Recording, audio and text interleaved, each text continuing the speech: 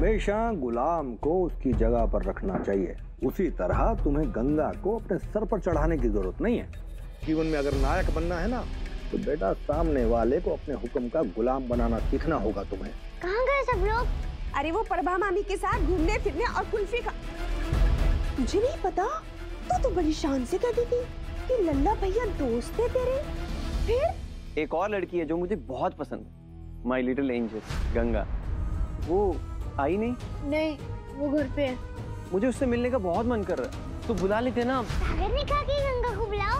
हाँ, पुलकित भैया ने भी कहा, जल्दी चलो। कहा था ना हमने कि सागर हमारा दोस्त है, वो कभी हमें भूल ही नहीं सकता। अब आगे।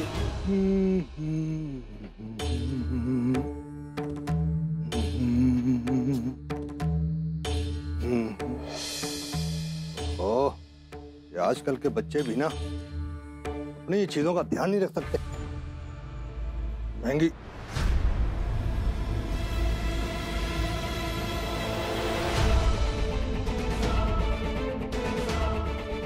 बबली उस लड़के के साथ?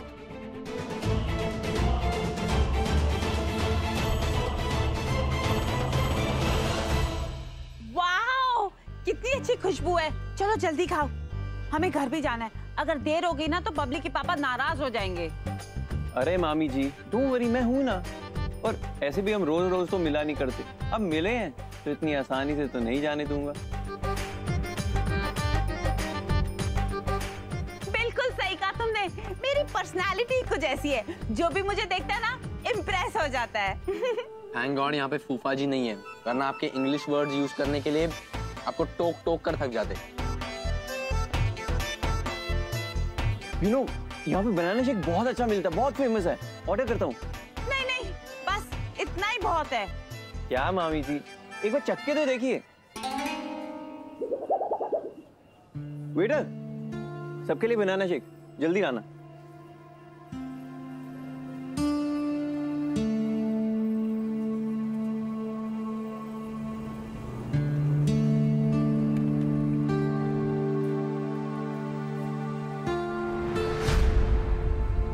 ओहो, मेरी छोटी साली साहिबा आ गई। Wow, she is really very cute. आओ गंगा, बैठो। सागर, तुमने बुलाया हमें? नहीं, अक्षय भैया ने। क्यों? अगर तुम्हें पता चलता कि हमने बुलाया तो आप नहीं आते।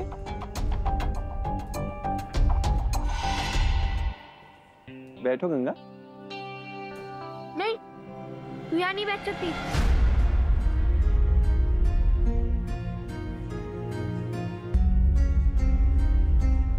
प्रभा को पर्स रखा है ना?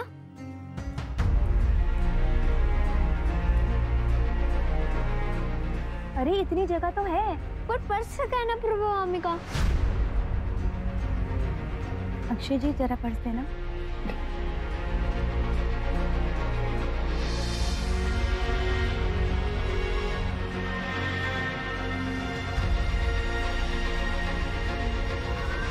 हमेशा गुलाम को उसकी जगह पर रखना चाहिए, चाहे वो कितना ही होशियार या फिर कितना ही लायक क्यों ना हो। उसी तरह तुम्हें गंगा को अपने सर पर चढ़ाने की जरूरत नहीं है। बैठो गंगा।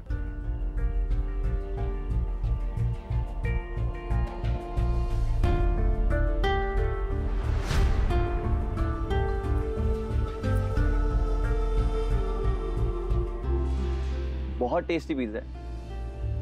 सागर, अपनी प्लेट से गंगा को खाने को दो पिज्जा। नहीं, इसमें से नहीं, ये मैं पूरा खाऊंगा।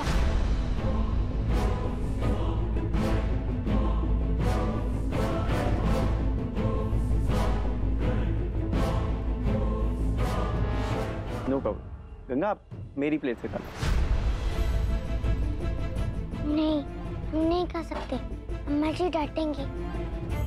शाम होने के बाद हमें खाना मना है ना, भूल गए थे, अब याद आ गया।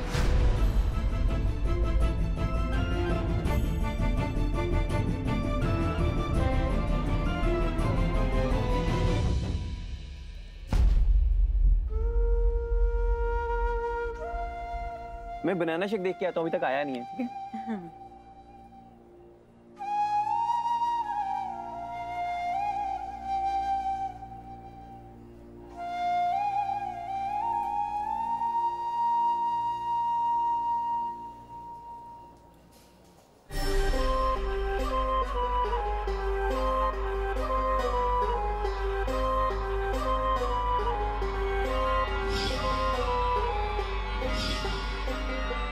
आइए भाई साहब, खाना खा लीजिए।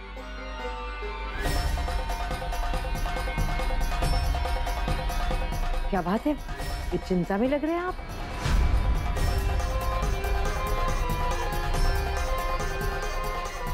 आज तो मजा आ गया है ना? हाँ, मिलके कितना मस्त था ना? आ गए बच्चे। हाँ खूब खाया हमने, लेकिन बबली दी नहीं थोड़ा खाया। अरे इसका पेट तो वैसे ही भर गया था, है ना?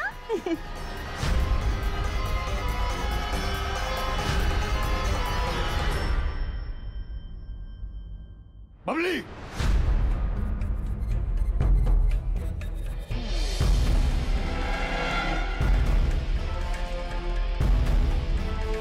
इधर आओ।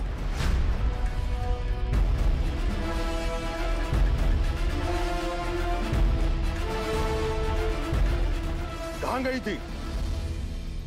मैंने पूछा कहाँ गई थी? जी वो मैं मामी के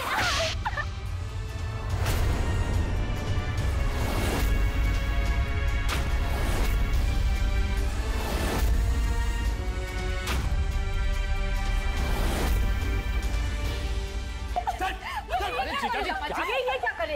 अरे आपकी आज्ञा निकल गई थी। एक तरफ आप कहते हैं कि बेटी अब शादी के लायक हो गई, दूसरी तरफ हाथ उठा रहे हैं। ये ठीक नहीं है जीजा जी। साले बाबू, हम आपको पहले भी बता चुके हैं कि आप हमारे मामले में ना पड़ा करें। मेहरबानी करके आप हमें मत बताइए कि हमें अपनी बेटी से कैसे बर्ताव करना चाहिए। नहीं, ये कोई बात नहीं होती है। 18 साल की लड़की के ऊपर आप इस तरह से हाथ नहीं उठा सकते। आप पूछ ही रहे उससे अम्मा जी, कहाँ गई थी, किसके साथ गई थी? अरे ये कोई बात है पूछने वाली? अरे रतन की बहू और बच्चों के साथ गई थी। कहाँ गई थी? और जी नहीं, कोई और भी था साथ में।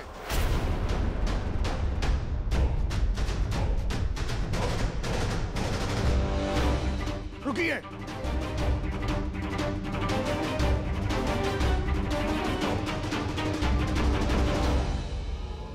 ये देखो,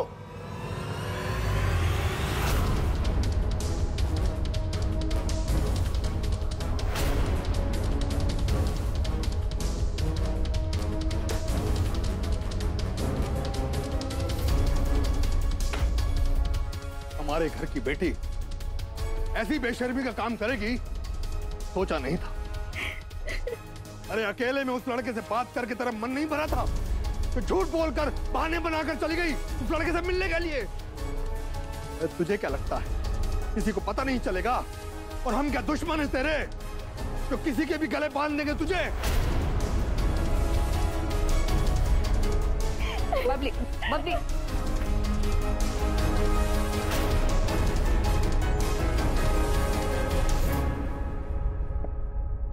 और तुम्हारी जिम्मेदारी भी लेकर गई थी ना अपने साथ। तुम्हारी आंखों के सामने ये सब होता रहा और तुम देखती नहीं। अरे तुम्हारे साथ इसलिए भेजा था कि तुम बड़ी हो, ध्यान रखोगी, लेकिन तुम भी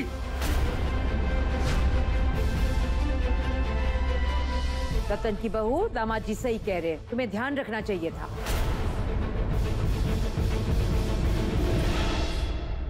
अम्मा जी, इसमें मेरी कोई गलती नहीं है। मुझे क्या मालूम था कि वो लड़का भी उधर होगा। ये बच्चे मुझे वहां ले गए थे। जैसे मैंने अक्षय को देखा मैं खुद परेशान हो गई, कसम से। मेरी इसमें कोई गलती नहीं है। हर रिश्ते की बात चल रही है।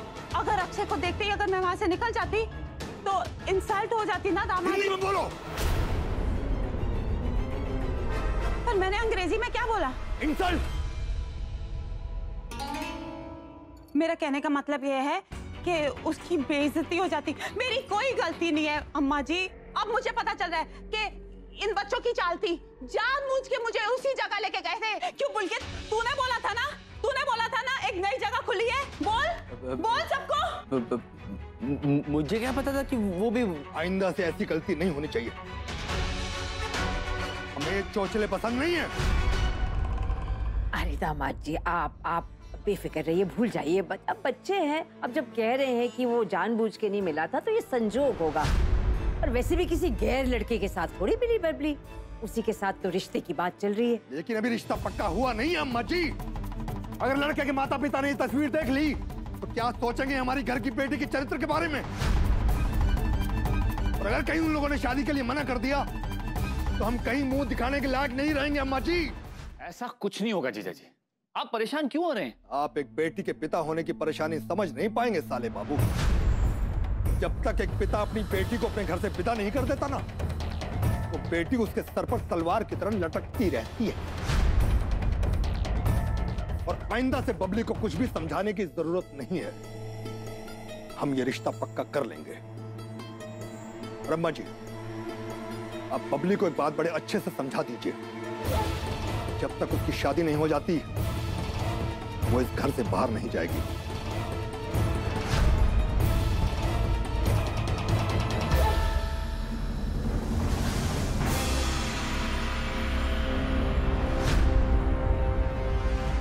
दृष्टि बेटा, चलो अभी चुप हो जाओ, कोई बात नहीं, चुप हो जाओ। और भाई साहब को जब पता चलेगा कि उन्हें गलतफहमी हुई थी तो उन्हें खुद ही बुरा लगेगा कि उन्होंने अपनी बिटिया पर हाथ क्यों उठाया। और हाँ, चाहे कोई तुम पे विश्वास करे ना करे, मुझे तुम पे पूरा विश्वास है कि अगर तुम्हें पता होता कि अक्षय वहां आने वाला है तो तुम वहां कभी नहीं जाती। नहीं मामी, मुझे पता था। मैं ही उनसे मिलने के लिए गई थी। चाहती थी कि एक बार रिश्ते के लिए हाँ करने से पहले कुछ बातें पूछ लूं, जो कि जरूर। मुझे बता दिया, किसी और को मत बताना। दृष्टि, तुझे ऐसे नहीं करना चाहिए था बेटा। तुम जानते हो ना कि तुम्हारे बाबूजी कितने पुराने ख्यालात के। फिर भी तुम। मामी, मेरी जिंदगी भर का सवाल है। जिसके साथ मेरी उम्र भर का रिश्ता जुड़ने वाला है, क्या उसके बारे में जानने का मुझे कोई हक नहीं है? मुझे ऐसा पति नहीं चाहिए जो कि अपनी पत्नी के साथ जानवरों से भी ज्यादा बुरा सलूक करे और जिसकी नजरों में अपनी पत्नी की कोई भी अहमियत ना हो। हर पल घुट घुट के जीना और एक दिन बेमौत मर जाना, मैं अपनी माँ की तरह। क्या मतलब है तुम्हारा? सुमन दीदी दुख सहती रहे, तकलीफें सहती रहे, अच्छा सलूक नहीं होता था उनके साथ। बोलो दृष्टि, चुप क्यों? मुझे सच्चाई बता, सुमन दीदी अपनी जिंदगी में खुश थी या नहीं? बोलो दृष्टि, बोलो बेटा, बोलो, मुझे सच्चाई बता। दृष्टि, दृष्टि।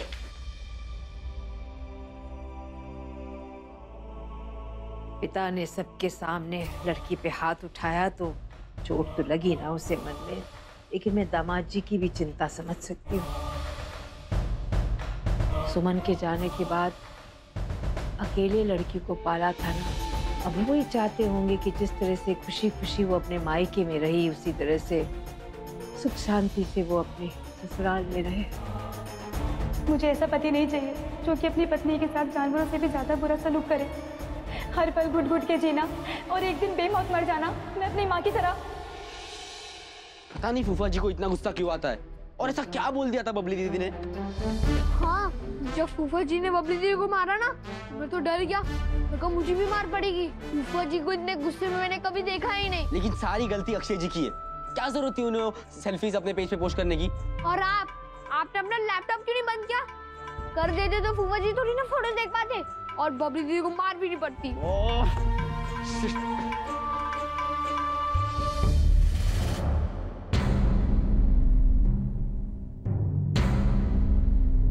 ओए, ये सब क्या? अरे वाह, गंगा ने बना भी दिया ये सब। कितना अच्छा बनाया उसने। पृथ्वीराज चौहान की तलवार और मुकुट भी। ओहो, मुझे तो लाइंस भी याद करनी है।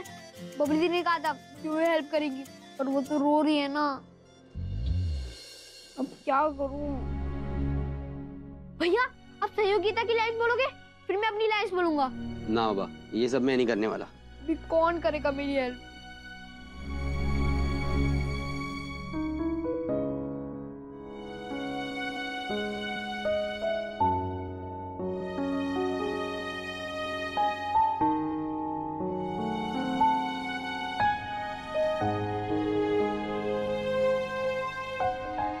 गंगा, तू यहाँ क्या कर रही है?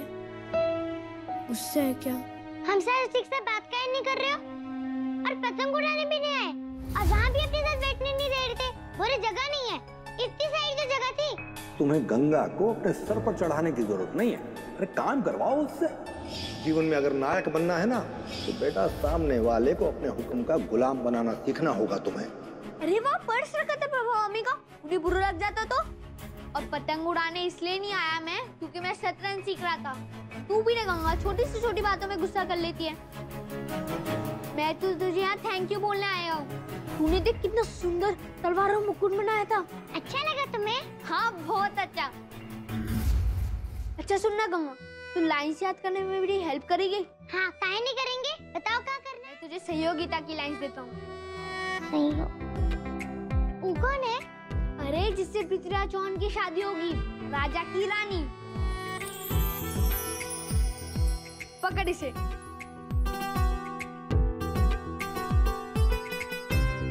हमारे पिता राजा जयचंद और आपके बीच बहुत पुरानी दुश्मनी है।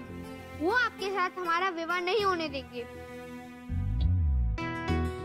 गंगा, मुझे पृथ्वीराज चौहान का रोल तो मिलेगा ना? काहे नहीं मिलेगा, बिल्कुल मिलेगा। तुम ही राजा बनोगे, हम हैं ना तुम्हारे साथ। चलो अब लाइन बता। हमारे पिता राजा जयचंद और आपके बीच बहुत पुरानी दुश्मनी है। वो आपके साथ हमारा विवाह नहीं होने देंगे। हमारे पिता राजा जयचंद और आपके बीच बहुत पुरानी दुश्मनी है, इसलिए वो आपके साथ हमारा विवाह नहीं होने देंगे।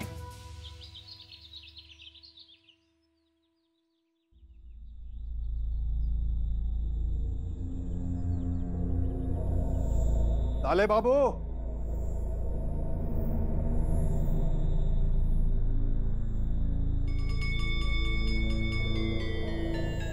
क्या हुआ जीजा जी? हमने दुबे जी से बात करके बबली की शादी का रिश्ता पक्का कर दिया।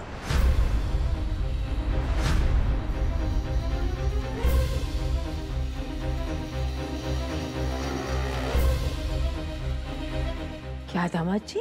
जी अम्मा जी,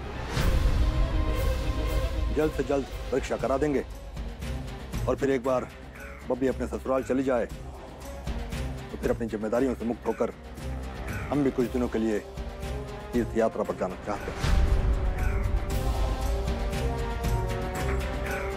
जानता हूँ जिया जी, मेरा बीच में बोलना आपको पसंद नहीं, लेकिन फिर कहूँगा, कल आपका बबली पर हाथ उठाना सही नहीं था। बबली बेटा, इधर आओ।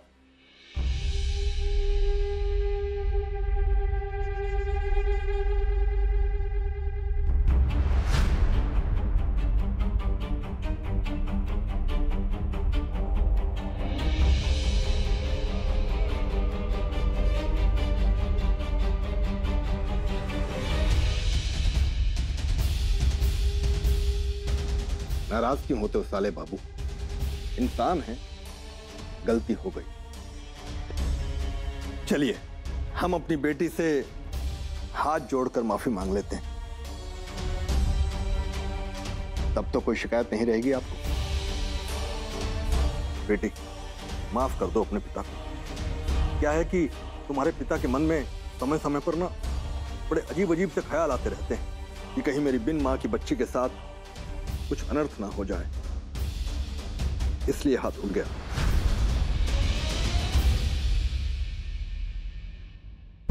ऐसे तुम तो अपने पिता को समझती ही हो, समझती हो ना?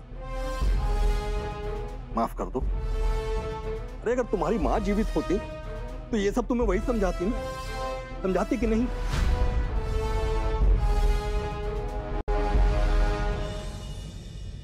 भाई साहब, अगर आज सुमन दीदी होती तो इस रिश्ते से बहुत खुश होती ना, है ना?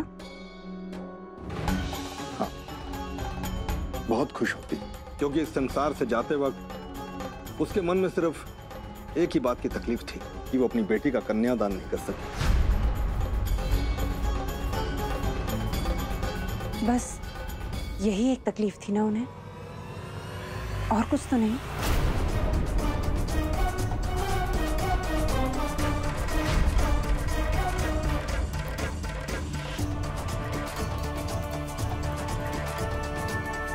और क्या तकलीफ हो सकती है?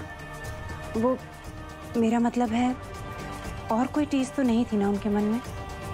शांति से सुधार गई ना सुमन दीदी?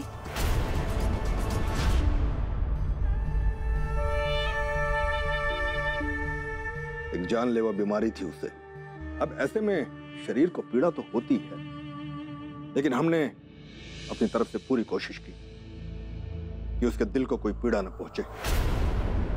नहीं, हमने तो देखा है, सबने देखा है। बढ़िया तरीके से आपने हमारी सुमन की देखभाल की। कोई पति ऐसा नहीं कर सकता। जी, कैंसर से जूझते हुए दीदी के आखिरी समय में जीजा जी ने जिस तरह से उनकी सेवा की थी, हम सब ने देखा है। अरे भाई, जब उस बेचारी ने पत्नी धर्म निभाने में कोई कसर नहीं छोड़ी, तो हम पति धर्म निभाने में कैसे पीछे हट जाते हैं? बहुत कोशिश की, मगर क्या करें, जीवन मृत्यु तो उस ऊपर वाले के हाथों में है।